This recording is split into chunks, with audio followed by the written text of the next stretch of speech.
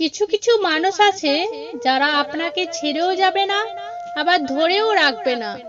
ছেড়ে যেতে চাইলে এমন কিছু করবে যাতে আপনি থেকে যান, আবার থেকে গেলে আপনার কাছেও থাকবে না। এই যে ছেড়ে যাওয়া আর থেকে যাওয়া মাঝামাঝি ঝুলে থাকার ব্যাপারটা বড্ড খারাপ। আপনি জানেন না ভবিষ্যতে কি হবে।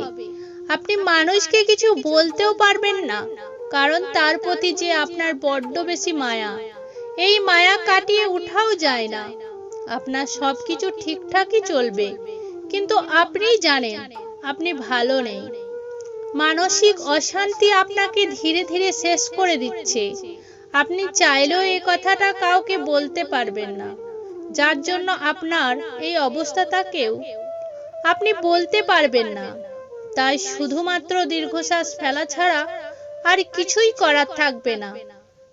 কারণ এই সম্পর্কে আপনার যে মায়াটা একটু বেশি, টাকা তোর কতবারই নামড়ে, মসজিদ মাদ্রাসায় দিলে দান, কল্যাণমূলক কাজে দিলে অনুদান, মন্দিরে দিলে চাঁদা বা দক্ষিণা, স্কুলে দিলে ফিস, স্কুল থেকে পেলে বৃত্তি, জামাইকে দিলে পণ, স্ত্রীকে দিলে মোহর, তালাকের পর দিলে খোরপোশ, অন্য কাউকে দিলে ধার, ব্যাংকে থেকে নিলে ঋণ, আদালতে দিলে জরিমানা, সরকারকে দিলে কর, অবসর নিলে পেনশন, অপহরণে দিলে মুক্তিপণ, হোটেল বয়কে দিলে টিপস, কর্মচারীকে দিলে বেতন, শ্রমিককে দিলে মজুরি, বয়স্কদের দিলে ভাতা, ফকিরকে দিলে ভিক্ষা, খুশি হয়ে দিলে বকশিস, ব্যবহারের পরে দিলে ভাড়া, বিশেষভাবে দিলে গিফট,